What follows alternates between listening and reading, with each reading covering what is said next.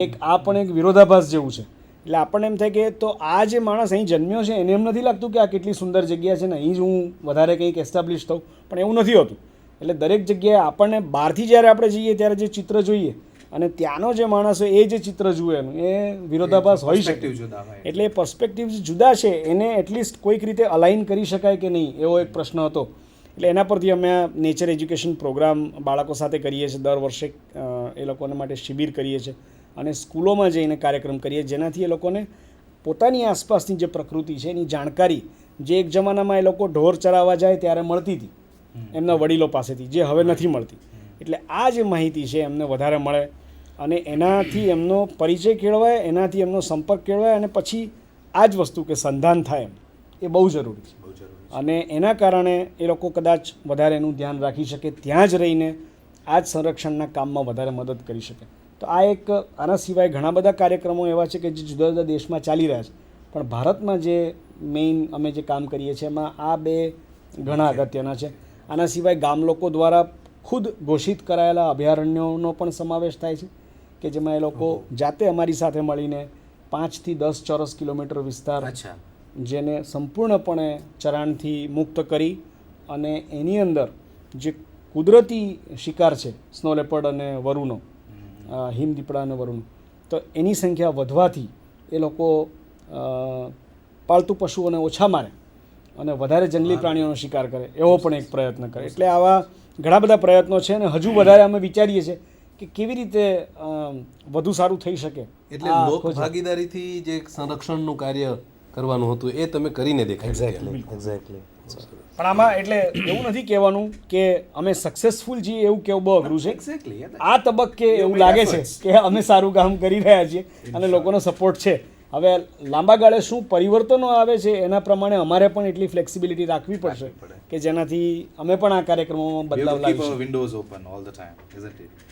તો મિત્રો, પ્રણવભાઈ ત્રિવેદી સાહેબ છે એમની વાત ઉપરથી પણ એક વસ્તુ તો નિશ્ચિત છે કે ultimately what matters is efforts.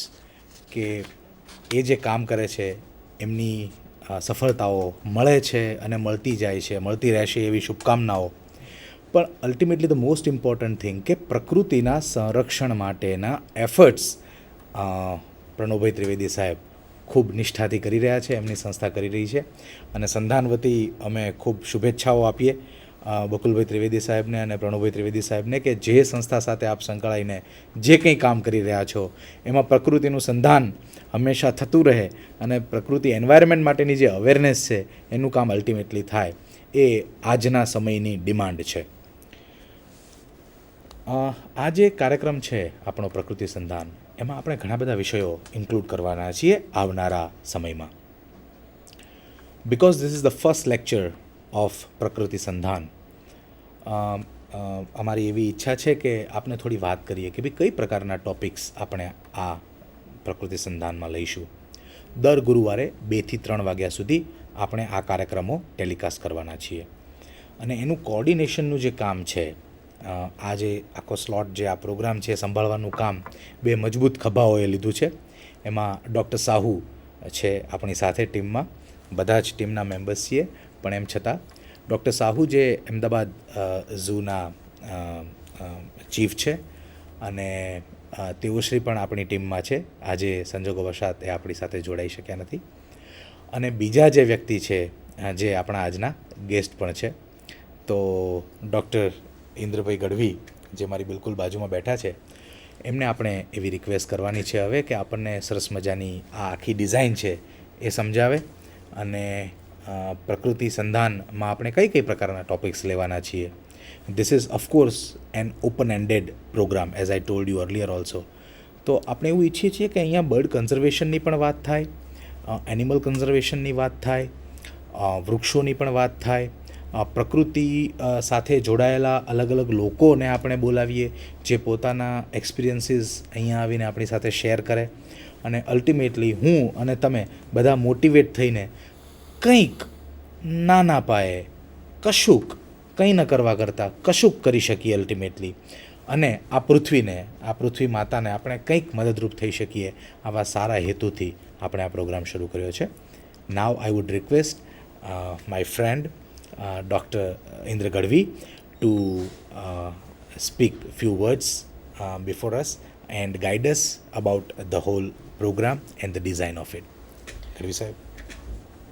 વિદ્યાર્થી મિત્રો, અત્યાર સુધીમાં જે વાત સાંભળી બે મિત્રો પાસેથી, બકુલભાઈ પાસેથી અને પ્રણવભાઈ પાસેથી, મને આપને એક વાત કહેવાનું મન થાય છે કે જે આપણો શોખ હોય અને એ જ આપણો વ્યવસાય બને તો એની માટે કદાચ એ ઈશ્વર કૃપા છે એમ આપણે માની શકીએ. અને એવી ઈશ્વર કૃપા અમારા મિત્ર શ્રી પ્રણવભાઈને પ્રાપ્ત થઈ છે. મને યાદ છે બરાબર, અમે જે વર્ષોમાં સાથે ભણતા હતા ગુજરાત યુનિવર્સિટીમાં અને એ વાઇલ્ડ લાઈફ ઇન્સ્ટિટ્યૂટ ઓફ ઇન્ડિયામાં MSc કરવા માટે ગયા, ત્યારે એમનું એક બહુ જ નિશ્ચિત ધ્યેય હતું કે આપણે કામ કરવું છે તો પર્યાવરણ સંરક્ષણ, પ્રકૃતિ સંરક્ષણ અને લગતા અભ્યાસનું, અને એને જ વ્યવસાય બનાવવાનો છે. અને આજે છેલ્લા 15 વર્ષથી જે સંસ્થાઓ સાથે એમનું જોડાણ છે અને જે ઉત્સાહથી જે કામ કરી રહ્યા છે અને એમના પરિણામો મેળવી રહ્યા છે ને આપણે સૌ જોઈ રહ્યા છે માધ્યમોની અંદર, મેગેઝિન્સની અંદર, એમના લેખમાં, એમને લખેલા પુસ્તકો સ્વરૂપે, ત્યારે આપણને એમ થાય છે કે જો વ્યક્તિનો શોખ એનો વ્યવસાય બને તો એનો વિકાસ છે એ ઘણો બધો થાય. એક્ઝેક્ટલી. આ જે કાર્યક્રમ શરૂ આપણે કર્યો છે પ્રકૃતિ સંધાન, એનો વિચાર અને એ વિચારને મૂર્તિમંત કરવા માટે હું શ્રી સરવૈયા સાહેબને ખાસ શુભેચ્છા પાઠવું છું કે બહુ જ સારું કામ આપણે વિદ્યાર્થીઓ માટે આ બન્યું છે. આ કાર્યક્રમની અંદર આજનો જે ભાગ છે એ માત્ર એક ઇન્ટ્રોડક્ટરી આપણે કહી શકીએ, એક માત્ર પ્રસ્તાવના સ્વરૂપે આજે આપણે મળ્યા છીએ. પણ એમાં ભવિષ્યમાં આપણે શું શું કરી શકીએ, આગળના એપિસોડની અંદર આપણે કેવા કેવા પ્રકારના વિષયોને આપણે પ્રાધાન્ય આપી શકીએ, એની વિશે ચર્ચાઓ કરી શકીએ. તો એની વિશે કેટલાક વિષયો જે વિચાર્યા છે, દાખલા તરીકે જૈવિક વિવિધતા, બાયોડાયવર્સિટી. આજે 2002ની અંદર સરકારે એક કાયદો બનાવવો પડ્યો, બાયોડાયવર્સિટી એક્ટ બન્યો છે. આ જૈવિક વિવિધતાને જાળવવી એ માત્ર આપણી નૈતિક ફરજ નહીં પણ આપણી એક જવાબદારી બની છે. કારણ કે જે પ્રકૃતિના ભાગ છે, જેટલી જીવ વિવિધતા છે, આપણે જે ખોરાક તરીકે ઉપયોગ કરીએ છીએ એ જીવ વિવિધતાનો ભાગ છે. આપણે પોતે પણ એક જીવ વિવિધતાનો ભાગ છે. આપણે શ્વાસ લઈએ છીએ એ વૃક્ષોને કારણે છે, એ જીવ વિવિધતાનો એક ભાગ છે. તો આ જે આપણી જીવ વિવિધતા છે એ શું છે, શા માટે આપણે એને જાળવવી, એવો એક વિષય આપણો ચર્ચાનો હોઈ શકે. આ વિષયને જ્યારથી પ્રાધાન્ય મળતું ગયું છેલ્લા 20-25 વર્ષોથી, આ વિષય તરફ વ્યક્તિઓ તરીકે, એક અભ્યાસુઓ તરીકે કે સરકારના લેવલે પણ જાગૃતિ આવતી ગઈ. સદનસીબે ગુજરાતની અંદર આ જાગૃતિ બહુ વહેલી આવી છે.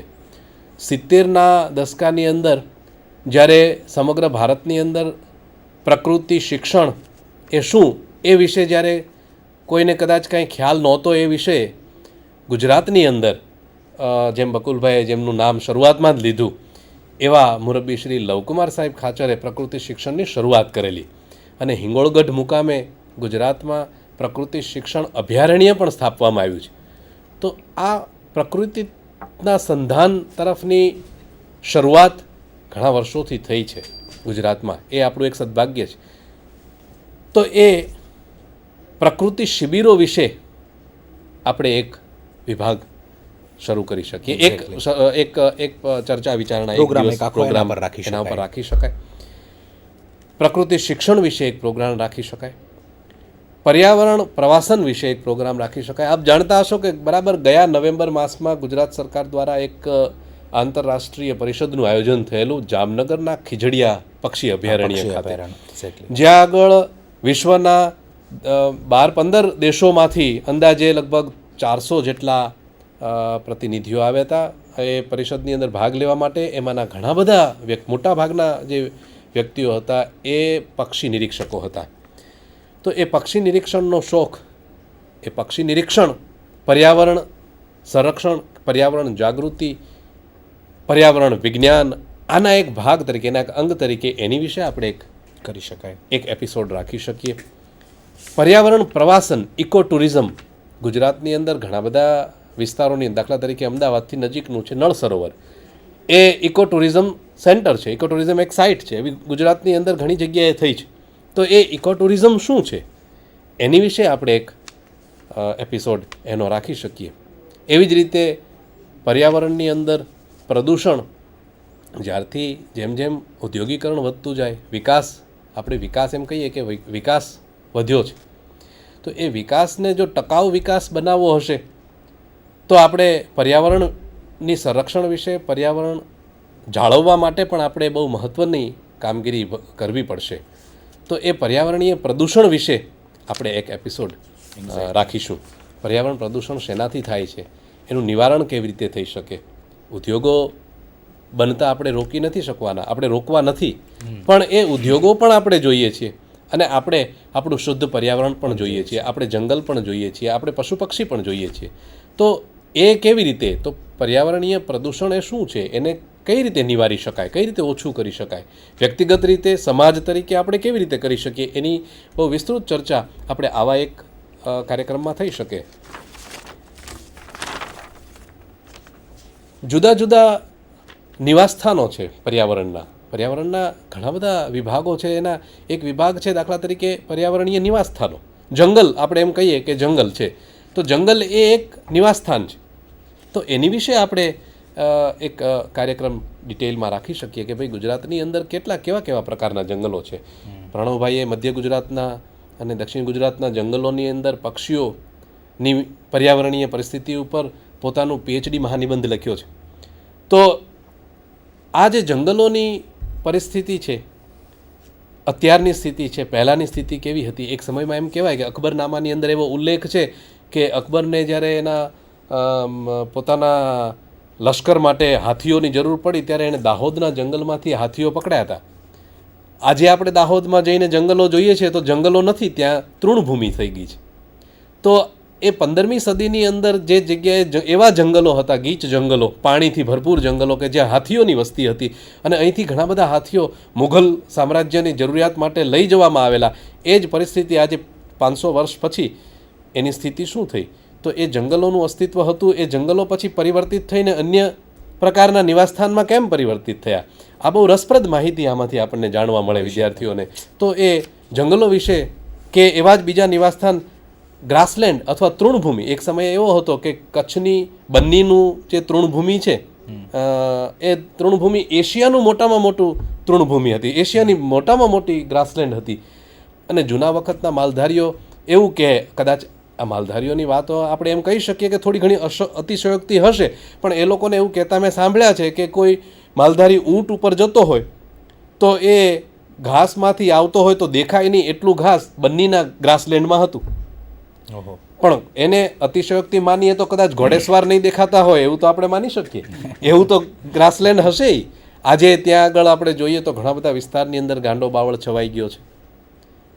તો એ ગ્રાસલેન્ડની શું પરિસ્થિતિ છે એની વિશે બહુ રસપ્રદ માહિતી આપણને મળી શકે. એવી જ રીતે બેવું એક નિવાસસ્થાન છે વેટલેન્ડ. ગુજરાતની અંદર, કદાચ ભારતની અંદર સૌથી વધારે સારા અને સુંદર પક્ષીઓ અને અનેક જૈવ સમૃદ્ધિ ધરાવતા વેટલેન્ડ ગુજરાતની અંદર બહુ મોટા વિસ્તારની અંદર, મારા ખ્યાલ મુજબ કદાચ 69,000 ચોરસ કિલોમીટર વિસ્તાર જેવા મોટા વિસ્તારની અંદર ગુજરાતના વેટલેન્ડ છવાયેલા છે, જેમાંનો મોટો ભાગ કદાચ દરિયાઈ વેટલેન્ડ છે. કારણ કે ગુજરાતનો દરિયાકાંઠો છે એ બહુ મોટો અને વિશાળ છે. તો એ વેટલેન્ડ એટલે કે જલ પ્લાવિત વિસ્તારો, જેને 1972માં પેલું ઈરાનમાં રામસર કન્વેન્શન થયું ત્યાં સુધી એને એક અલગ નિવાસસ્થાન તરીકે સ્વીકારવામાં નહોતું આવતું. આજે એને એક અલગ નિવાસસ્થાન તરીકે એક દરજ્જો આપવામાં આવ્યો છે. એ વેટલેન્ડ વિશે આપણે ઘણી બધી ચર્ચાઓ, માહિતી વિદ્યાર્થીઓને આપી શકીએ. એવી જ રીતે દરિયાઈ વિસ્તાર, આખા ભારતની અંદર આજે 8,000 કિલોમીટર લાંબો દરિયાકાંઠો છે, એમાંથી 1600 કિલોમીટરનો તો એકલા ગુજરાત પાસે છે. એક્ઝેક્ટલી. અને એની ઉપર અનેક વિસ્તારોની અંદર ઉદ્યોગો વિકસી રહ્યા છે. અનેક વિસ્તારો એવા છે, કચ્છનો જે અખાત છે એ કચ્છના અખાતની દુર્લભ જીવસૃષ્ટિ એ સમગ્ર ભારતની અંદર ધ્યાન ખેંચે એવી બાબત છે. ત્યાંના મેંગ્રુવ, કોરી ક્રીકની અંદર રહેલા મેંગ્રુવ છે એ વિશ્વના શ્રેષ્ઠ મેંગ્રુવ વિસ્તારોમાંના એક છે. અને ભારતના પણ જે શ્રેષ્ઠ મેંગ્રુવના વિસ્તારો છે એમાંના એક વિસ્તાર એ કચ્છના અખાતના મેંગ્રુવના જંગલો છે, તંબરના, અથવા જેને આપણે ચેર ગુજરાતી ભાષામાં વનસ્પતિ કહીએ છીએ, દરિયાકાંઠાએ ઉગતી. તો એની માહિતી, દરિયાઈ વિસ્તારની માહિતી, દરિયાઈ વિસ્તારના વન્યજીવો, સમુદ્રી જીવો એ બધા વિશે આપણે ઘણી બધી માહિતી આ પ્રકૃતિ સંધાનના એક એપિસોડમાં સાહેબ આપણે આપી શકીએ. તમે હમણાં જ વાત કરી કે સાહુ સાહેબ આપણા એક ટીમ મેમ્બર છે, તો સાહુ સાહેબ જેવા જાણકાર વ્યક્તિની મદદથી આપણે એ પણ કહી શકીએ કે એપિસોડ એવો રાખી શકીએ. આપણી ગુજરાતની અંદર સારા સારા પ્રાણી સંગ્રહાલયો છે. અમદાવાદનું છે, વડોદરાનું છે, જુનાગઢનું પ્રાણી સંગ્રહાલય છે. આ માત્ર પ્રાણી સંગ્રહાલય એટલે એક જમાનો એવો હતો કદાચ જ્યારે આજથી 100 વર્ષ પહેલાં એની સ્થાપના થઈ કે લોકોના મનોરંજન માટે. પણ આજે મનોરંજન ઉપરાંત એ વિજ્ઞાન પણ એની સાથે જોડાયેલું છે. દાખલા તરીકે કેપ્ટિવ બ્રીડિંગના પ્રોગ્રામ છે. મગર પરિયોજના જ્યારે શરૂ થઈ ત્યારે એની અંદર પ્રાણી સંગ્રહાલયોએ બહુ મહત્ત્વનો ભાગ ભજવ્યો અને કેપ્ટિવ બ્રીડિંગ દ્વારા મગર ઉછેર થયો અને એને કુદરતી નિવાસસ્થાનોની અંદર મુક્ત કરવામાં આવ્યા. તો એ પ્રાણી સંગ્રહાલયનો પ્રકૃતિ સંરક્ષણમાં કે વન્યજીવ સંરક્ષણમાં બહુ મહત્ત્વનું પ્રદાન રહ્યું. તો પ્રાણી સંગ્રહાલયો અને સફારી ઉદ્યાન વિશે પણ આપણે એક એપિસોડ રાખીશું. શિક્ષણમાં પણ એનો બહુ મહત્ત્વનો ફાળો છે આજના જમાનામાં. હાજી ગઢવી સાહેબ, કારણ કે હવે જે પણ જ્યારે પણ આપણે વન્યજીવન જોવા જઈએ છીએ ત્યારે સૌથી સારામાં સારી ઓપોર્ચ્યુનિટી કઈ છે? તો આપણી આસપાસના જે પ્રાણી સંગ્રહાલયો છે કે આ ઉદ્યાનો છે એ જ છે. એટલે શિક્ષણ માટે પણ મને લાગે છે કે આ જે જગ્યાઓ છે અદ્ભુત તક પૂરી પાડે છે અને એ રોલ પણ એમનો હવે બહુ જ પાવરફુલ રોલ ગણવામાં આવે છે. કારણ કે કેવી રીતે આપણે પહેલાંના જમાનામાં એવું હતું કે મોટા મોટા પાંજરા હોય ને એમાં પ્રાણી હોય, એટલે સિમ્પલ હતું કે પ્રાણી પાંજરામાં છે ને આપણે બહાર છીએ એટલે આપણે જોવાવાળા અને એને જઈને જોવાનું. પણ હવે એવું નથી. હવે એની ડિઝાઇન કેવી રીતે કરવી, એને અનુરૂપ વાતાવરણ કેવી રીતે પૂરું પાડવું અને એને જોઈને માણસને શું સંદેશ મળે છે કે કોન્ઝર્વેશનનો મેસેજ આપવા માટે તમારે અભયારણ્ય કે રાષ્ટ્રીય ઉદ્યાનમાં જવાની જરૂર નથી. તમે ઝૂમાંથી પણ, સારા પ્રકૃતિ ઉદ્યાનમાંથી પણ આ જ મેસેજ સ્ટ્રોંગલી આપી શકો છો. એટલે મને લાગે છે કે આ રોલ પણ બહુ જ અગત્યનો છે અને આ બહુ સારો વિષય છે કોઈની પણ સાથે ચર્ચા કરવા માટે. અને પેલું WWFનું પ્રતીક છે જાયન્ટ પાંડા અને મોંગોલિયાના રણના પ્રેઝવેલ્સ્કીઝ વાઇલ્ડ હોર્સ.